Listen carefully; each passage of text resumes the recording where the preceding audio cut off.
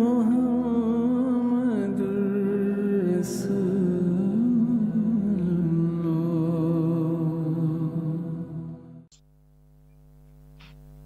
আসসালামু আলাইকুম ওয়া রাহমাতুল্লাহি ওয়া বারাকাতুহু। সুপ্রিয় ভাই বোনেরা, আপনারা যে যেখান থেকে আমাদের সাথে জয়েন করছেন সবাইকে অনেক অনেক শুভেচ্ছা এবং আন্তরিক মুবারকবাদ জানিয়ে শুরু করছি আপনাদের আমাদের সকলের এই প্রিয় অনুষ্ঠান টিভি ওয়ানের এই নিয়মিত আয়োজন ওয়ান কিউএনএ।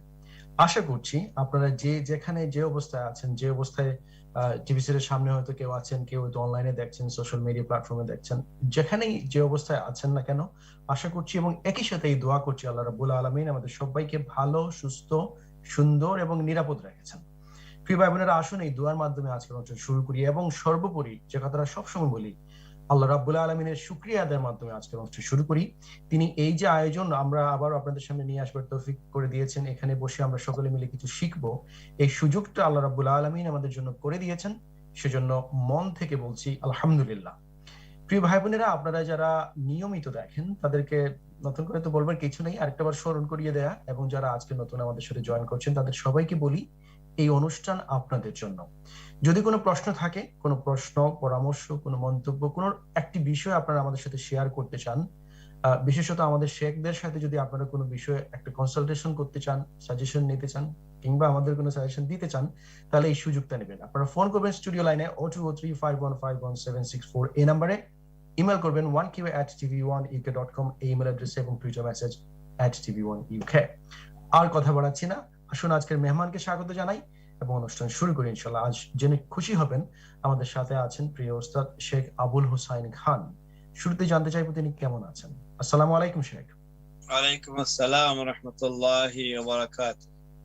কেমন আছেন? আলহামদুলিল্লাহ, আলহামদুলিল্লাহ, বেশ ভালো আল্লাহ রেখেছেন, আলহামদুলিল্লাহ।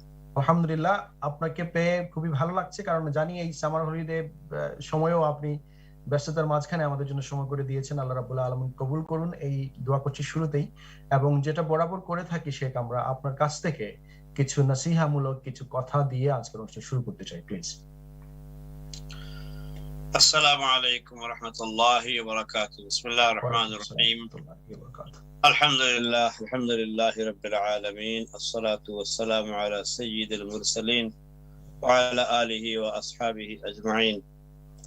আজকে সামারের এই ব্রেকের সময়ে আমরা টিভি ওয়ানের স্ক্রিনের সামনে যারা বসা আছেন সব বস্তরের ভাই বোনদেরকে ওয়েলকাম করে যে বিষয়ে আমি কথা বলতে চাচ্ছি সেটা হচ্ছে যে সামারের সময় মুসলমানদের জন্য একটা হাদিস রাসূল সাল্লাল্লাহু আলাইহি সাল্লামের কাছ থেকে পাওয়া হাদিসটি বড় বাস্তব বলে মনে হয়। সেটা হচ্ছে যে আদ-দুনিয়া সিজনুল মুমিনে ওয়া জান্নাতুল লিল কাফির। দুনিয়ার জীবনটা মুমিনের জন্য বড়ই কঠিন, একদম জেল তুল্য, আর অন্যদের জন্য এটা একদম মানে জান্নাত তুল্য। এটার প্রমাণ মিলে যখন আমরা পথ ঘাট দিয়ে চলি, ওই সময় আমরা মুমিনরা যখন একটু পথ ঘাট দিয়ে না চললে তো পারা যায় না, চলতেই হয়। বাসে, ট্রেনে, শপিং সেন্টারে, স্কুল কলেজে, সব জায়গায় আনাগোনা করতেই হয়।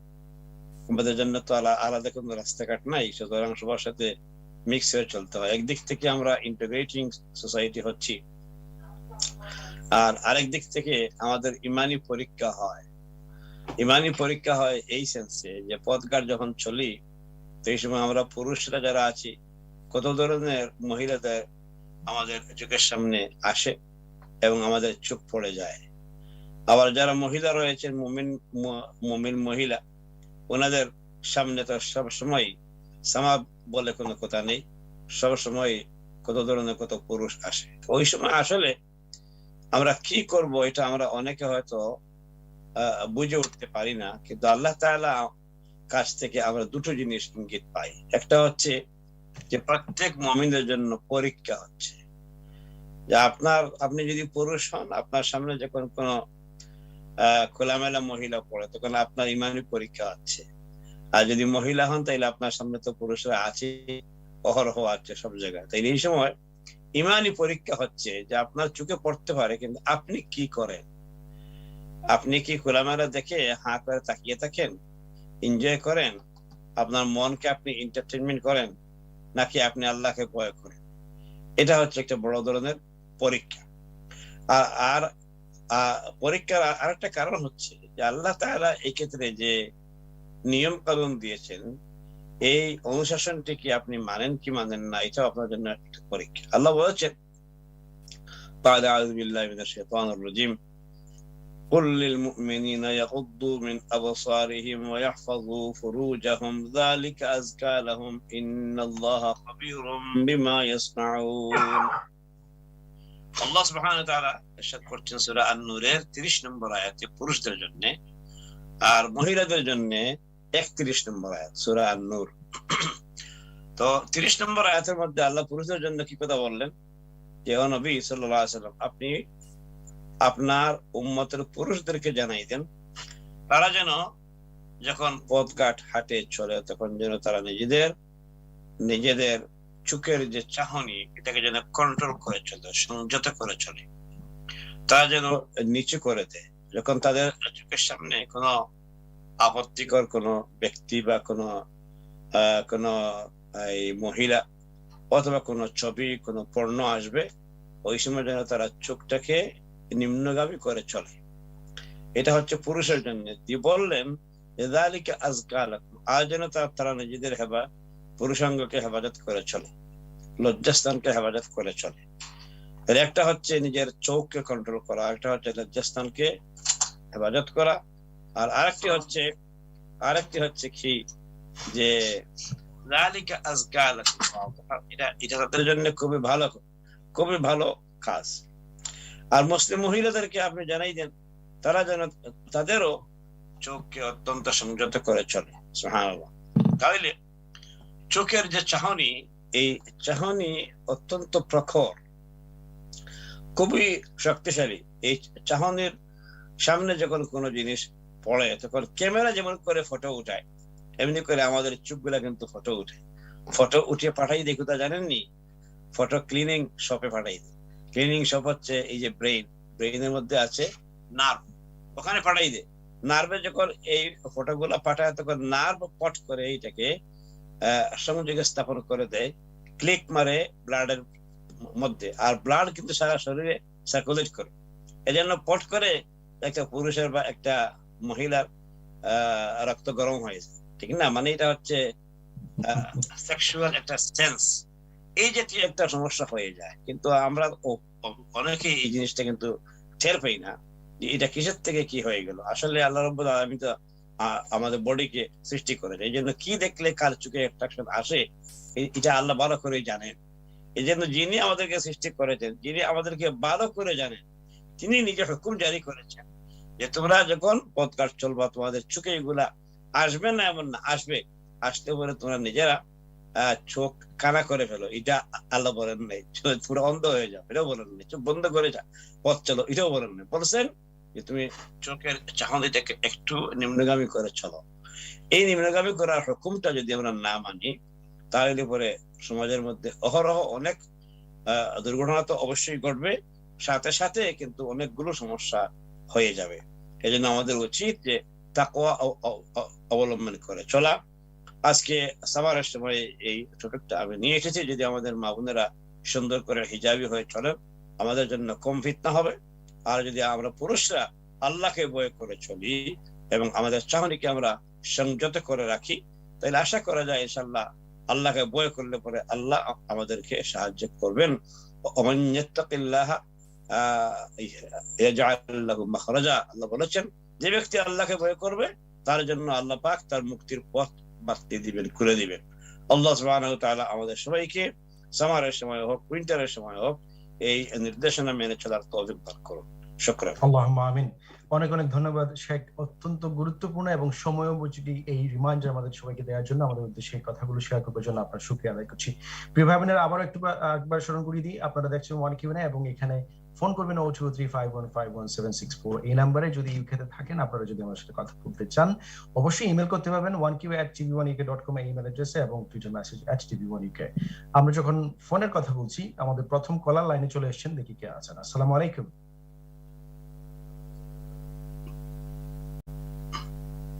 আসসালামু আলাইকুম। আসসালামু আলাইকুম। ওয়ালাইকুম আসসালাম ওয়া রাহমাতুল্লাহ। ভাই, আমার একটা প্রশ্ন ছিল। জি বলুন।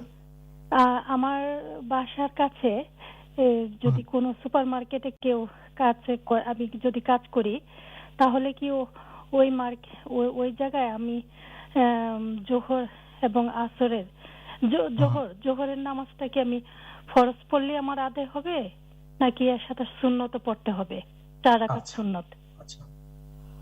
আচ্ছা, আপনার বাসার পাশেই কিন্তু আপনি জানতে চাচ্ছেন যে কাজে থাকা অবস্থায় জোহরের শুধু ফরজ আদায় করলে হবে কিনা, এই তো? জি জি জি, মানে বাসার পাশে আর কি, আমার বেশি দূরে না, 10 থেকে 15 মিনিট হবে হেঁটে যাওয়ার রাস্তা। তা আমি ওখানে যে যখন আমি কাজ করব তখন নামাজের ওয়াক্ত হলে আমি কি সুন্নত 4 রাকাত পড়বো, নাকি ফরজ পড়লে আমার আদায় হয়ে যাবে? ঠিক আছে বোন, আপনার প্রশ্নটা আমরা পেয়েছি। আর যদি কোনো প্রশ্ন না থাকে আপনি ফোন রাখুন, আমরা উত্তর দেব। আচ্ছা ঠিক আছে। আসসালামু আলাইকুম ওয়া রাহমাতুল্লাহি ওয়া বারাকাতুহু। আল্লাহ হাফেজ। ওয়া আলাইকুম আসসালাম ওয়া রাহমাতুল্লাহি ওয়া বারাকাতুহু। আপনার বাস্তব উপযোগী একটা সুন্দর প্রশ্নের জন্য আপনাকে ধন্যবাদ। বাসার পাশে হোক অথবা দূর, এটা কোনো কথা নয়। কথা হচ্ছে যখনই আপনি নামাজ পড়বেন, যদি টাইট সময় হয়ে থাকে, খুবই টাইট, আপনার নড়াচড়া করা যাবে না, কেবলমাত্র ফরজ পড়া যাবে, এই সময় দেবে 5-7 মিনিট দিবে, তাইলে বা আপনি 5-7 মিনিট সময় আপনার হাতে আছেই আর সময় নাই, এভাবে যদি খুব টাইট ফিট থাকেন, তাহলে আপনি কেবলমাত্র ফরজ 4 রাকাত পড়লেই জোহরের হয়ে যাবে, সুন্নত না পড়লে চলবে। কারণ সুন্নতের নাম সুন্নত, সুন্নতের ক্যাটাগরিটা ফরজের সমান নয়, ফরজের কোন অবস্থায় সমান হইতে পারে না। এজন্য আপনি ফরজ যে কোনো উপায়ে পড়তে হবে, যে পর্যন্ত আপনার হাতে সময় আছে। সময়টা কম হইলে একটু হ্রাস করে হয়তো পড়বেন, আর যদি সময়টা 5-7 মিনিট 8 মিনিট পর্যন্ত থাকে, তাইলে আপনি আস্তে আস্তে করে সুন্দর করে ফরজটা শুধু পড়বেন, সুন্নত না পড়লেও কোনো অসুবিধা হবে না ইনশাআল্লাহ। Thank you so much Sheikh, বুঝিয়ে বলবার জন্য। আশা করছি বোন আপনি প্রশ্নটির উত্তর পেয়েছেন। আর যদি কোনো প্রশ্ন থাকে ফোন করবেন, যেভাবে আজকে করেছেন, অথবা ইমেল করতে পারবেন ইনশাআল্লাহ। প্রিয় ভাই বোনেরা, আমরা আপনাদের কলে আবার ফিরে আসবো। শেখ, একটা ইমেল আমি নিতে চাই। আমি not sure whether it was answered or not, but it is important. এটা মার্ক করা আছে, সেজন্য আমি আরেকবার দিচ্ছি। যদি উত্তর দেওয়া হয়ে যায় আলহামদুলিল্লাহ, আরেকবার আমরা দিই এটা। একজন বোন আসলে জানতে চেয়েছেন, এবং উনি she wanted to stay anonymous. Question is, she's saying, what is a bibiana kabin? So the term she was saying, what is a bibiana kabin? What is the ruling on divorce on the that type of kabin? My husband made this kabin during our marriage 10 years back, and he was illegal in the UK and has no longer wished to waste his life. He said with 3 daughters, he wants a son and wished to remarry from Bangladesh after divorce. So sister wanted to have some advice on that, especially the word bibi ana kabin, what that is. If you can explain to the sister, please. Can you summarize very briefly, please?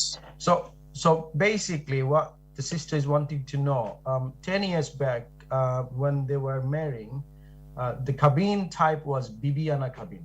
I don't know if you heard of that term, bibi ana kabin. So this is the term she used. Okay, so her husband wants to have a divorce, purely the reason because they only have daughters and he wants son and he wants to get married to Bangladesh. Now she's looking for the options and advice. What would you say to her? Okay, জাযাকাল্লাহ খাইরান। একজন পুরুষের যদি কোনো স্ত্রীর সাথে কোনো সামাজিক সমস্যা, পারিবারিক কোনো সমস্যা থাকে,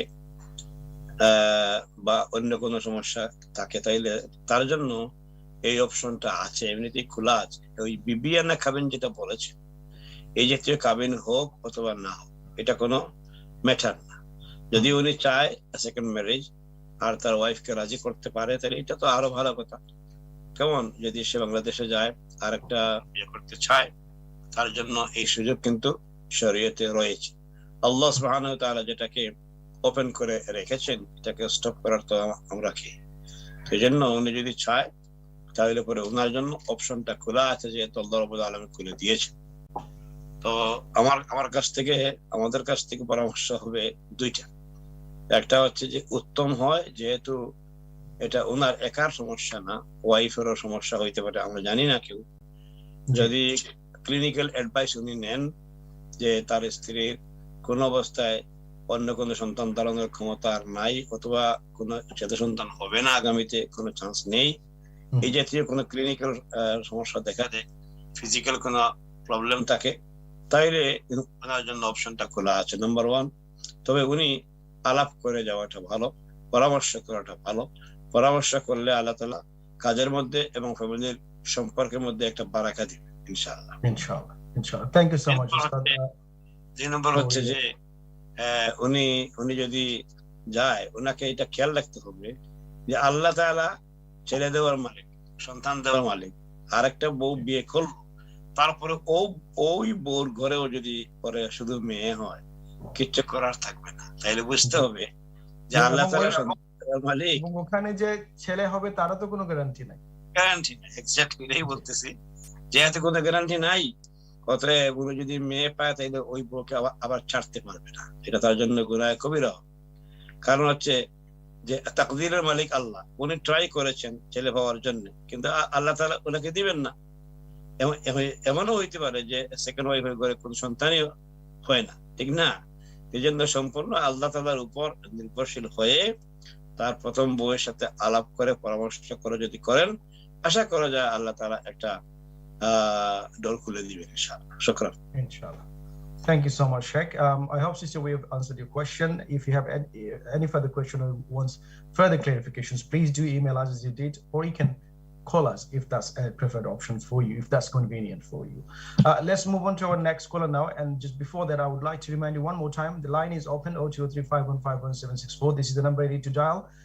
And also you can email us, 1qa@tv1uk.com. This is the email address. Let's take the next caller. Assalamu alaikum. Hello, assalamu alaikum. Wa alaikum assalam wa rahmatullah. Ji dash the 1QN studio. Ji, you are very loud and clear. We will hear আপনি কথা বলতে পারেন। আসলে হুজুর কাছে আমার একটা প্রশ্ন ছিল। আমি গত কয়েকদিন আগে একটা স্বপ্ন দেখলাম যে আমার নিচের 3টা দাঁত পড়ে গেছে। তো 2-1 দিন আবার হ্যালো, আমি আপনাকে একটু আটকায় দিই, একটু পজ করেন। শেখ, আমরা দুজন বোন তার স্বপ্নের কথা বলতে চাচ্ছেন, আমরা কি কথাটা শুনবো? স্বপ্নে কি দেখেছেন সেটা জানার দরকার আছে। স্বপ্ন আসলে আমরা নেই না, আমরা কয়েকটি জিনিস অ্যাভয়েড করি অন ইয়ার। এটা হচ্ছে স্বপ্ন, এটা হচ্ছে ইনহেরিটেন্স, এটা হচ্ছে নাম। কেমন এই জাতীয় জিনিসগুলো যদি আপনারা পার্সোনালি একটু জিজ্ঞেস করেন ভালো হয়। কেমন আপনাকে বলবো, আপনি শুরু করে দিয়েছেন, আমরা একটু পজ করেছি, খুবই দুঃখিত। তো যদি শুধুমাত্র স্বপ্ন হয় এটা একটু অ্যাভয়েড করলে ভালো। জি বোন, শেখ যে কথাটা বললেন, আমরা দুঃখিত আপনাকে একটু থামান দেওয়ার জন্য, কারণ এটা একটা পাবলিক ডোমেইন এবং দুনিয়ার মানুষ আপনার স্বপ্নের কথা শুনবে, এটা আমরা মনে করছি না খুব বেশি ওয়াইজ হবে, সেজন্য আপনাকে একটু থামায় দেয়া। আপনি যদি জেনারিক কোনো প্রশ্ন করতে চান, মানে আপনার স্বপ্নের পুরো কি দেখেছেন সে ডিটেইলসে না যে, তাহলে আগাতে পারেন। আদারওয়াইজ অন্য কোনো প্রশ্ন থাকলে আমি নেব ইনশাআল্লাহ। জি আচ্ছা, আসসালামু আলাইকুম। ওয়া আলাইকুম আসসালাম ওয়া রাহমাতুল্লাহ। Let's move on to our next caller now. Assalamu alaikum. Assalamu alaikum. আপনি আছেন?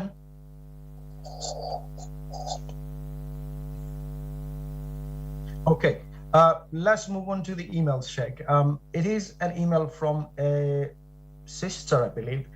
She's saying, is it allowed to read Quran without touching while period is going on in order to complete the khatam?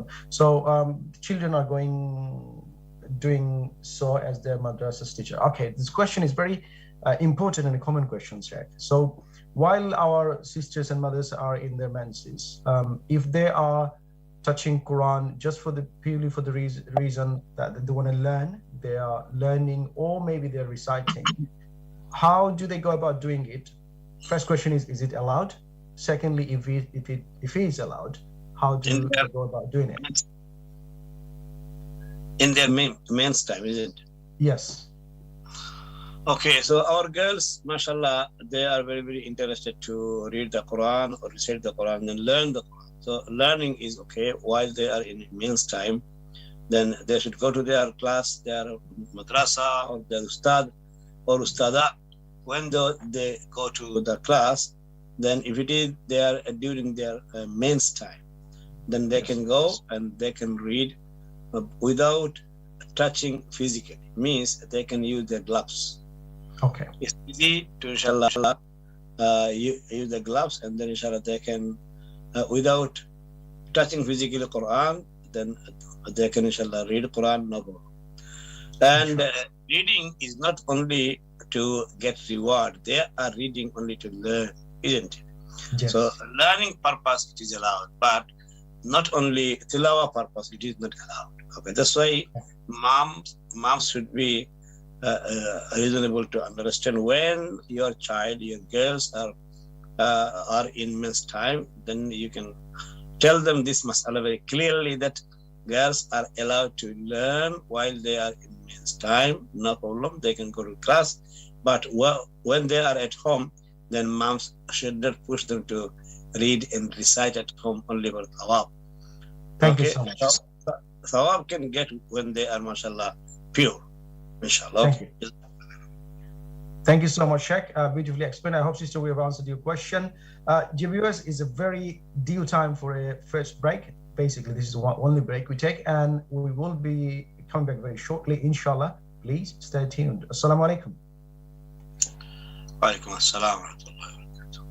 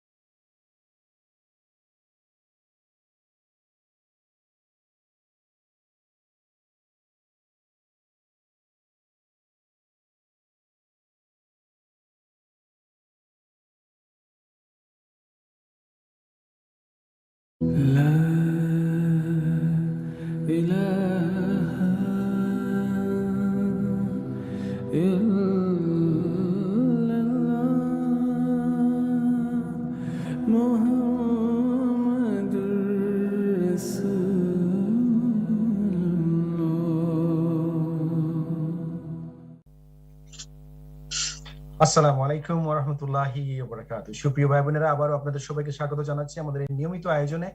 আপনারা দেখছেন TV one এর পক্ষ থেকে বিশেষ অনুষ্ঠান one Q&A. It's a regular program. We come every day almost, and you are here to ask any question you have in your mind, any suggestion you'd like to give us, any comments you'd like to make. Please do so. The number is one more time: 0203-515-1764. And by all means, you can email us. If you prefer to stay anonymous, you can do so. And only request is, while you're emailing, please be mindful about maximum 2 questions and precise to your questions, please. If you write a long email, it is really difficult for us to summarize it, but try your best, inshallah. Let's take one call for this segment, inshallah, and we'll move on to the emails again. Let's see who's there waiting for us. Assalamu alaikum.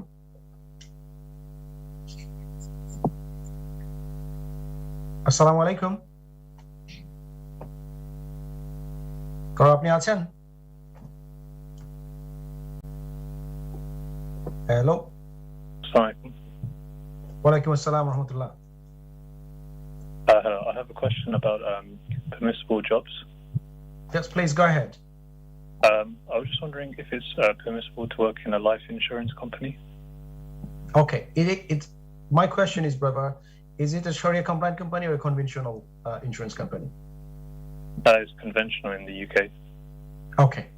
You don't need to mention the name. It just to understand what are they're not ethical sort of financial services, or just a conventional banking, I believe, right? Yeah. Okay. Do you have any other questions? Yep, I had one more question. Is it Yes, also please. permissible to work in like a branch of a bank where you're doing a halal job, but it's working under a bank? Again, it's a conventional, right? Yeah, conventional. Thank you so much, brother. If you don't have any other question, if you put the phone down, then I'll pass the questions to the Sheikh, inshallah. Yeah, thanks. Thank you. Thanks for calling us. So, Sheikh, there's 2 questions. First one is you got the questions, right? I got it. Barakallahu fikum. Bismillah, alhamdulillah, salatu wassalamu ala rasulillah sallallahu alaihi wasallam. After our short break, mashallah, we have 2 questions. First one regarding the life insurance in a conventional financial authority or bank or whatever.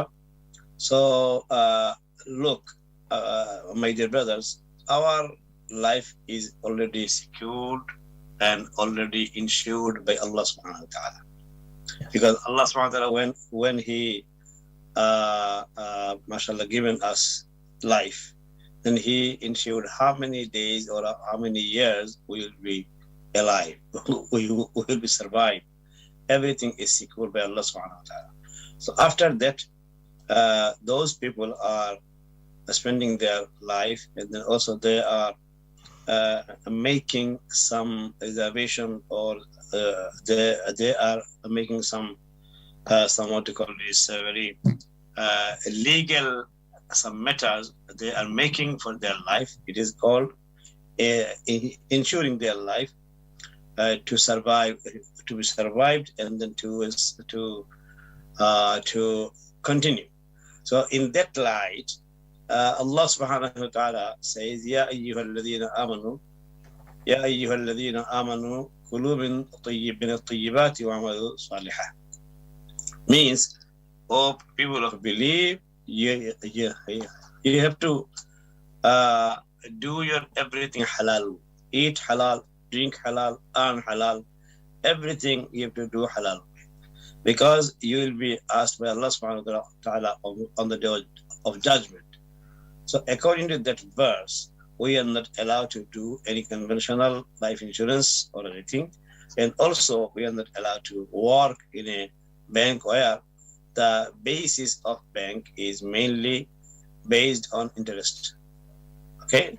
So if it is interest Sheikh, sorry to interrupt you. I think this is where a key difference brother was asking. Even if he's a conventional bank as such, at large, but if he works in a section or in a branch where not necessarily he has to be involved with riba or interest, anything, say for example, if he's working on the legal side of it, on the IT side of it, or maybe the other part where it doesn't really involves direct sort of riba. Is that something, is a leeway? Is there anything like that? Jazakallah khairan for clarification more. So working is a non-effective area or branch of interest or of any bank or anything, but still we have to check that the money coming or your wages coming from where. Okay, this is the point. If your wages coming not from any interest based money, then alhamdulillah it is halal, no problem, inshallah, legal side or IT side or any other side where money is not making. But the banks mainly based on interest. If it is the case, then Exactly. is every branch everywhere is interest involved. Am I right? And Yes. Imam Abu Hanifa rahimahullah said very nice theory. He said muqaddimat al-haram haram means the item, if any item haram, then is small portion also haram. So according to that ruling, I should say that it is not a good practice for good practicing Muslims to work in a interest-based any authority or any bank or any financial company. If it is conventional, if it is Islamic compliance, that's of course it is of course halal, inshallah. Thank you so much, Sheikh, for clarifications. And I would like to add my personal experience to this, brother. The only reason is I'm sharing is because it's very close to my heart. I personally was a banker for nearly a decade up here. I worked for a very, one of the top bank. But the moment I came to realize it is not something, it's a gray area. I used to be specializing in Islamic finance area, but the moment they closed down that side, I decided to opt out. I decided to quit, and alhamdulillah, since then I didn't have to look back. So it is a personal experience I'm sharing with you. As Sheikh said, our provisions are decided by Allah, so you don't need to look back, inshallah.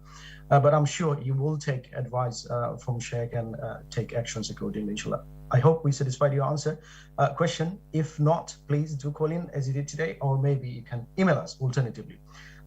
Before I take further emails, there are a few emails outstanding. Before I take any further emails, let me take one more call and I'll come back to the emails, inshallah. Let's see who's there next. Assalamu alaikum. Hello, সালাম আলাইকুম। আমার একটা question ছিল। জি। আমি জানতে চাচ্ছিলাম credit card রাখা কি অ্যালাউড, জায়েজ? কারণ এটা তো based on interest. Exactly, it's very very important question. Credit card আর কোনো প্রশ্ন আছে? না, একটাই।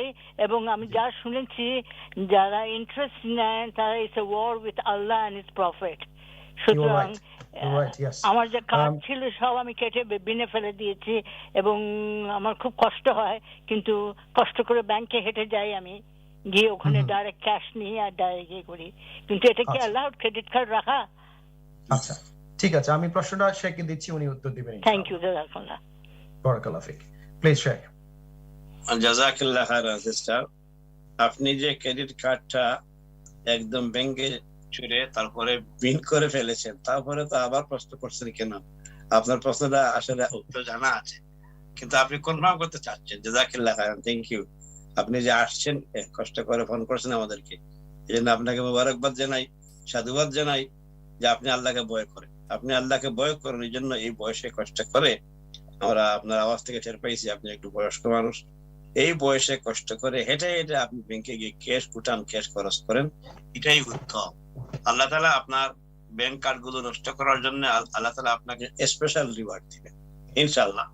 আর আপনি তো মাসলা বললেই ফেলছেন যে যেহেতু ইন্টারেস্ট বেস হইলে পরে এইগুলা হারাম। তারা ইন্টারেস্ট কয় না, তারা এইসব ক্রেডিট কার্ডকে দিয়ে বলে তুমি এই সময়ের মধ্যে পে করে দিও, কিন্তু এটার মধ্যে একটা very small amount of interest আছে। এইটা হলো একটা কথা। সেখানে হচ্ছে কোন রকম আপনার ওই টাইমটা পাস হয়ে গেলে হয়েছে। যদি 1 মাসের লিমিট থাকে, আপনি ভুলবশত বা আস্তে আস্তে করে মনে এইভাবে করে করে আপনি আছেন একটু ওয়েটিং এ, কিন্তু আপনার একদিন পাস হয়ে গেছে, 2 দিন হয়ে গেছে, ইন্নালিল্লাহ আমি পে করি নাই, এই ইন্নালিল্লাহ তখন আর কত লাভ হবে না, ইন্নালিল্লাহ তখন আপনাকে ইন্টারেস্টের মধ্যে নিয়েই ফেলবে। অথচ জিনিসটা হারাম। শুধু হারাম না, বরং বোন যেটা উল্লেখ করেছেন আল্লাহ রাব্বুল আলামিন এবং তার রাসূল সাল্লাল্লাহু আলাইহি ওয়াসাল্লামের বিরুদ্ধে যুদ্ধের সমান একটা বিশাল গুনাহ। এই গুনাহ যারা লিপ্ত হবেন তারা টের পাচ্ছেন না আজকের জমানায় এই দুনিয়ায় যে কি যে হবে কিয়ামতের দিন, ওনাদের মৃত্যুর পর থেকেই কিন্তু আযাব শুরু হয়ে যাবে। আল্লাহ সুবহানাহু ওয়া তাআলা আমাদের সবাইকে এই জাতীয় বড় বড় অপরাধ থেকে, হারাম থেকে বেঁচে থাকার তৌফিক দান করুন। শুকরান। আল্লাহুম্মা আমিন। Thank you so much Sheikh, beautifully explain. এবং বোন আপনাকে অনেক ধন্যবাদ গুরুত্বপূর্ণ প্রশ্নটি করবার জন্য। আশা করছি প্রশ্নের উত্তর পেয়েছেন। Before I take any further polls, let me read out few emails that are piling up. So এই কোয়েশ্চেনটা এসেছে উস্তাদ একজন বোনের কাছ থেকে। উনি বলছেন যে একজন গরিব মহিলাকে উনি যাকাতের টাকা দিয়ে তার বিয়ের শাড়ি কিনে দিয়েছেন, এখন এটার মাধ্যমে কি তার যাকাত আদায় হয়েছে কিনা? জি, আপনার যাকাত ঠিকমতো আদায় হয়েছে। বিয়ের শাড়ি হয়তো একটু বেশি দামে দিয়েছেন, এই তো, আর তো কিছু না। সুতরাং বিয়ের সময় যদি একটা কাপড় সে গরিব হইলো বলে তার বিয়ের সময় একটা ভালো কাপড় সে নিবে না, সে পাবে না। এই জন্য ভালো কাপড় দিতে হইলে একটু ভালো পয়সা লাগে। এই ভালো পয়সা দিয়ে একটা সুন্দর কাপড় দিয়েছেন, শাড়ি কাপড় দিয়ে একটা মেয়েকে তার বিয়েতে হেল্প করেছেন। এটার জন্য আল্লাহ তাআলা আপনাকে বিশাল সওয়াব দিবেন কিয়ামতের দিন ইনশাআল্লাহ। যে একটা গরিবের বিয়ে আপনি করাইতে পারছেন, তাকে তার মুখে হাসি উঠাইছেন, সুবহানাল্লাহ। যে শাড়ি তার জিন্দগিতে পরা সম্ভব নয়, সেই শাড়িটা তার গায়ে আপনি উঠাইতে পারছেন।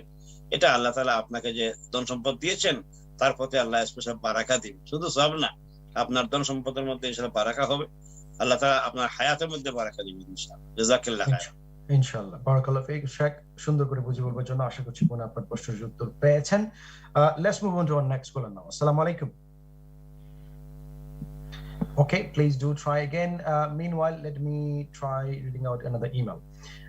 Sheikh, ইমেলটা আসছে একজন বোনের কাছ থেকে, এবং আজকে মজার ব্যাপার হচ্ছে যে অনেকেই খুব গুরুত্বপূর্ণ একটা বিষয় নিয়ে প্রশ্ন করছেন, সেটা হচ্ছে সুদ, কনভেনশনাল ব্যাংকিং, ইন্টারেস্ট, এগুলো নিয়ে। এই প্রশ্নটাও একই ধরনের। একজন বোন প্রশ্ন করেছেন যে উনি একটা রেন্টেড বাসায় থাকেন এবং বাসাটা অনেক ছোট। এখন ওনার চিন্তা হলো বাচ্চাদের নিয়ে থাকতে এখানে কষ্ট হয়, উনি একটু বড় বাসায় যাবেন, একটু চিন্তা করছেন, এটা প্রয়োজনও, কিন্তু উনি যে আউটরাইট কিনবেন এই পরিমাণ টাকা নাই, এটা বুঝতেই পারছেন। এখানে এত টাকা হয়তো ম্যানেজ করতে পারছেন না। এখন প্রশ্নটা হচ্ছে উনি কি মর্গেজে যেতে পারবেন, লোন নিতে পারবেন কিনা, এই জাতীয় প্রশ্ন। এন্ড যদি সেটা করেন কনভেনশনাল ব্যাংক থেকে নিলে সেটা অ্যালাউড হবে কিনা, এবং বিশেষ করে আপনার পরামর্শ চেয়েছেন এই ক্ষেত্রে কি করবেন। শুকরিয়া, জাযাকুমুল্লাহ খাইরান। আজকে আপনি সুন্দর সুন্দর প্রশ্নগুলো ডিল করছেন, আপনাকে মোবারকবাদ আমি জানাচ্ছি। আল্লাহ তাআলা আমাদেরকে আরো বেশি করে ইলম বাড়িয়ে দিন এবং যোগ্যতা বৃদ্ধি করে দিন ইনশাআল্লাহ। তো বোন যে প্রশ্ন করেছেন, এটা ওনার অবস্থার আলোকে ব্যবস্থা নেওয়ার মতো। এখন ওনার কি অবস্থা, ওনার সাথে আলাপ না করলে বোঝা যাবে না। এবং ওনার যদি খুব ডেসপারেট সিচুয়েশন হয়, ডেসপারেটেরও আবার এখানে পার্সেন্টেজ আছে, উনি কতদূর পর্যন্ত ডেসপারেট এটা দেখতে হবে। এটা যদি হয় এমন যে 60-70% ডেসপারেট, যে কোনো উপায় নাই, তার সন্তান বেশি হয়ে গেছে আর তার রুম ছোট ছোট অথবা রুম নাই, থাকার মতো এনাফ, ছেলে মেয়েরা বড় হয়ে গেছে, মানে এক কথায় কোনো প্রাইভেসি নাই, এবং মা বাবার পর্যন্ত বাস করতে একই রুমের মধ্যে কষ্ট হচ্ছে, একটা দুইটা বাচ্চা নিয়ে বাস করতে হয়। এই জাতীয় যদি কোনো ডেসপারেট সিচুয়েশন হয়ে যায়, খুবই ডেসপারেট, তাইলে পরে কিছু কিছু আলেম তারা এই জান বাঁচানোর জন্য, জান বাঁচানো ফরজ, এই মাসআলার আলোকে শরীয়তে এটাকে উল্লেখ করা হয়েছে আদ-দারুরাতু তুবিহুল মাহযুরাত, যে জরুরতটা যখন খুব বেশি প্রবল হয়ে যায়, খুব বেশি প্রবল একটা জরুরত দেখা দিয়েছে, আনএভয়েডেবল সিচুয়েশন, আমার করার কিচ্ছু নাই, আমাকে এখন হারাম খাইতেই হবে, আমার হালাল কোনো খাবার নাই আমার সামনে, এই অবস্থা যদি হয়ে যায়, তাহলে আল্লাহ রাব্বুল আলামিন কোরআন হাকিমে একটা আয়াতে উল্লেখ করেছেন ইল্লা মাহমাসাতান, অর্থাৎ যদি খুব ডেসপারেট সিচুয়েশন হয়ে যায়, এই অবস্থায় তিনি একটা ঘর ব্যাংক থেকে কিনতে পারবেন, কনভেনশনাল ব্যাংক থেকে, কোনো সমস্যা নাই। কিন্তু এটাকে নিয়ে তিনি যদি আবার হ্যাপি হয়ে থাকেন, সারা জিন্দগি হবে না, বরং কত তাড়াতাড়ি এটার থেকে ফ্রি হওয়া যায়, হারাম থেকে, এটা তিনি চেষ্টা করবেন। এই চেষ্টা করার নিয়ত যদি থাকে ভিতরে, যে আমি যখনই পারবো এখান থেকে ফ্রি হয়ে যাব, এই ঘর থেকে বের হয়ে যাব, এই জাতীয় কোনো নিয়ত যদি থাকে ওনার, তাহলে এভাবে করে নিয়ত করে তিনি কনভেনশনাল ব্যাংক থেকে ঘর নিতে পারবেন, একটা ঘর কেবলমাত্র নিজের থাকার জন্য, যেহেতু তার কোনো উপায় নাই, মানে এক কথায় অনন্য উপায়ের উপায়, এটা শরীয়ত ওনাকে পারমিশন দিবে। কিন্তু যদি অনেকে কিনে আমি কিনলে দোষ কি, এভাবে যদি হয় তাহলে ওনার জন্য এটা জায়েজ হবে না। বোন, আল্লাহ বলবেন যে অনেকের আজকে আমি শাস্তি দিচ্ছি, তোমাকে শাস্তি দিলে অসুবিধা কি? নাউজুবিল্লাহ। তো এই জন্য এই জাতীয় কথাবার্তাতে আমাদের যাওয়া উচিত না। আমাদের সবাই পাপ করে, এই জন্য আপনিও করবেন আমিও করবো, এটা তো হয় না, এটা কোনো নিয়মে পড়ে না। এই জন্য আপনাকে আমি সহজ অ্যাডভাইস যেটা দিচ্ছি সেটা হচ্ছে, আপনি আমাদের মুসলিম বোন, আপনি যদি খুব ডেসপারেট হন তাহলে আপনার ডেসপারেট সিচুয়েশনটা আল্লাহ ভালো জানবেন। আল্লাহকে আপনি সাক্ষী রেখে আপনি চিন্তা ভাবনা করে আপনার ডিসিশন আপনি নিয়েন। তবে আমার একটা ছোট্ট পরামর্শ থাকবে যে আপনি এই বিষয়টা নিয়ে আপনার স্থানীয় কোনো ভালো ইমামের সাথে, কোয়ালিফাইড ইমামের সাথে যদি একটু আলাপ করেন, পরামর্শ করেন 1-to-1, খুব ভালো হবে। কারণ এখানে কিছু জিনিস ডিগিং করা লাগবে। কেমন? আল্লাহ তাআলা আপনাকে সঠিক সিদ্ধান্ত নেওয়ার তৌফিক দিন। শুকরান, জাযাকুমুল্লাহ খাইর। আমিন। বারাকাল্লাহু ফিক। শেখ সুন্দর করে বুঝিয়ে বলেছেন। আশা করছি বোন আপনি প্রশ্নের উত্তর পেয়েছেন। প্রিয় ভাই বোনেরা, আমরা অনুষ্ঠানের একেবারে শেষের দিকে চলে এসেছি, আর কোনো ফোন কল নিতে পারছি না আনফরচুনেটলি। শেখ, আরেকটা গুরুত্বপূর্ণ প্রশ্নের উত্তর ইমেলের মাধ্যমে এসেছে, এটা আমরা দিয়ে শেষ করবো ইনশাআল্লাহ। এই প্রশ্নটাও একই বিষয়, প্রায় একই বিষয় এবং গুরুত্বপূর্ণ একটি প্রশ্ন। একজন বোন প্রশ্ন করেছেন যে এখানে যে আমরা ইউনিভার্সিটিতে মেইনটেনেন্স লোনটা পাই, একটা জিনিস একটু ক্লারিফিকেশন দরকার শেখ, সেটা হচ্ছে যে স্টুডেন্ট ফাইন্যান্সের কথা বলছেন না উনি বলছেন maintenance loan. This used to be maintenance grant doesn't exist anymore, it's a loan again. So কোশ্চেনটা হচ্ছে এটা নেওয়াটা হালাল নাকি হারাম হবে? মেইনটেনেন্স এর আগে ছিল স্টুডেন্ট লোন, ওইটা তো আমরা প্রায় সময় বলে থাকি বা মোটামুটি বলে দিয়েছি, এটা ঠিক নাই, যেহেতু ইন্টারেস্ট বেসড আছে। ঠিক এই মেইনটেনেন্স লোনটা ছিল আগে গ্রান্ট, যেটা আপনি উল্লেখ করে ফেলেছেন। এই গ্রান্টটা 100% ফ্রি ছিল এবং কোনো ইন্টারেস্ট এখানে ছিল না, এই জন্য এটা তারা নিত এবং নেওয়া পুরা জায়েজ ছিল। এখন এটার নাম দিয়েছে লোন, ঠিক আছে? লোন যদি আপনি, তাইলে এখানে 3টা শর্ত আছে। 1 নম্বর শর্ত আছে যে যদি এই লোন থাকে, ইন্টারেস্ট ফ্রি লোন থাকে, আপনি 1000 এনেছেন, আপনাকে 1000 পে করতে হবে 1 বছর পরে বা 10 বছর পরে। যদি এইটা হয়ে থাকে তাহলে জায়েজ। আর যদি এমন হয় যে এটার নাম দিয়েছে লোন, আপনি লোন এনেছেন কিন্তু very small amount of interest আপনাকে পে করতে হবে, 1001 পাউন্ড পে করতে হবে 10 বছর পরে হইলো, যদি এই 1 পাউন্ড তার সাথে থেকে যায় তাহলে এটা স্মল ইন্টারেস্ট রেট কেন আসে। মানে এটাকে খুব চালাকি করে বলে যে এটা হলো জিরো ইন্টারেস্ট, কিন্তু আসলে সামথিং আছে। তখন 0% অ্যালকোহল বলে চালাই দেয়, কিন্তু এখানে এই 0% যে বলছে এতে করে এটা পাওয়া যাচ্ছে কিছু একটা আছে। তো এই জন্য যদি এই জাতীয় কোনো কিছু হয়, ইন্টারেস্টে কোনো বাতাস থাকে, তাইলে আপনাকে ইন্টারেস্টের মধ্যে ফেলে দিল, ইন্টারেস্টের জালে আপনাকে বেড়াই ফেললো। এই জন্য আপনাকে আমাকে খুব ভালো করে এটা চিন্তা করতে হবে যে এটা আমি আনবো কিনা। এই জন্য আমি বলছি 3টা শর্ত। 1 নম্বর শর্ত হচ্ছে যে ইন্টারেস্ট ফ্রি কি না এটা আপনাকে চেক করতে হবে। সেকেন্ডলি যে এটার সাথে অন্য কোনো ইস্যু আছে কিনা এটা আপনাকে চেক করতে হবে। আর যদি এটা হয়ে থাকে আপনার স্টুডেন্ট ফাইন্যান্স না, বরং এটা হচ্ছে স্টুডেন্ট গ্রান্ট হিসাবে, তাহলে আপনি গ্রান্ট হিসাবে আনেন এবং আপনাকে যে মুহূর্তে তা পে করার জন্য বলবেন আপনি দেরি না করে পে করে ফেলবেন। আর না ওই ক্রেডিট কার্ডের মতো করে আপনাকে পরে বলবো তুমি এটা পে করো নাই 1 বছরের ভিতরে, এখন এটা 1 বছর 1 দিন হয়ে গেছে, এই জন্য তোমার ইন্টারেস্ট লাগবে। Thank you so much sir. আমি একটু রাশ করছি, আমাকে কন্ট্রোল রুম বলছেন 1 মিনিট সময় আছে, আমি বলবো একটু জেনারেস হবেন প্লিজ। আমার লাস্ট মিনিটে ইউজুয়ালি যেটা হয় একদম লাস্ট মিনিট একটা ইমেল আসবেই, আজকেও তাই হয়েছে। ভেরি কুইকলি শেখ, একজন ভাই বলছেন যে I put away some zakat money away to build a house for someone, but at the moment this is on hold, but someone wants to go abroad. Can I give some of the money, part of that fund he kept, can he give some of the money to someone to help to go abroad? Is it something allowed? It is allowed. Yes, it is allowed, because you have got money and then your intention is to give some money for something else and then some money to go abroad. It's fine, no problem. You can use this money. Thank you so much, Sheikh. Literally 30 seconds. I would like to hear last few words from Mr. Sheikh, and we will conclude. Last few words I have to tell everyone that please, my humble urge will be, while summertime we are passing, every day we are in a challenge, we are facing challenges. So my humble urge will be for everyone to fear Allah subhanahu wa ta'ala. Wherever we are, wherever we go, whatever we do, every time, every moment, we have to fear Allah subhanahu wa ta'ala. If we fear, then our all sins will be forgiven. As Allah said, وَمَنْ يَتَّقِ اللَّهَ يُكَفِّرْ عَنْهُ سَيِّئَاتِهِ. Whoever fears Allah subhanahu wa ta'ala, Allah will reduce your amount of sins. May Allah subhanahu wa ta'ala accept our today's program, and may Allah subhanahu wa ta'ala forgive all of us, inshallah. Jazakumullah. আল্লাহুম্মা আমিন। বারাকাল্লাহু ফিক। শেখ, আপনাকে অনেক অনেক ধন্যবাদ, আজকে সময় করে সবগুলো প্রশ্ন উত্তর দিয়েছেন। আল্লাহ রাব্বুল আলামিন আপনাদের সময়টাকে কবুল করুন, আল্লাহুম্মা আমিন। প্রিয় ভাই বোনেরা, বুঝতেই পারছেন আজকের মতো বিদায় নিতে হচ্ছে। আগামী অনুষ্ঠান দেখবেন, এই দাওয়াত তো থাকলো, একই সাথে দোয়া করব। আসুন সকলে মিলে একে অপরের জন্য দোয়া করি। আল্লাহ রাব্বুল আলামিন আমাদের সবাইকে ভালো, সুস্থ, সুন্দর, নিরাপদ রাখুন। সে পর্যন্ত আসসালামু আলাইকুম ওয়া রাহমাতুল্লাহি ওয়া বারাকাতুহু। সুবহানাকাল্লাহু ওয়া বিহামদিহি, লা ইলাহা ইল্লা আনতা, নাস্তাগফিরুকা ওয়া নাতুবু ইলাইক। لا إله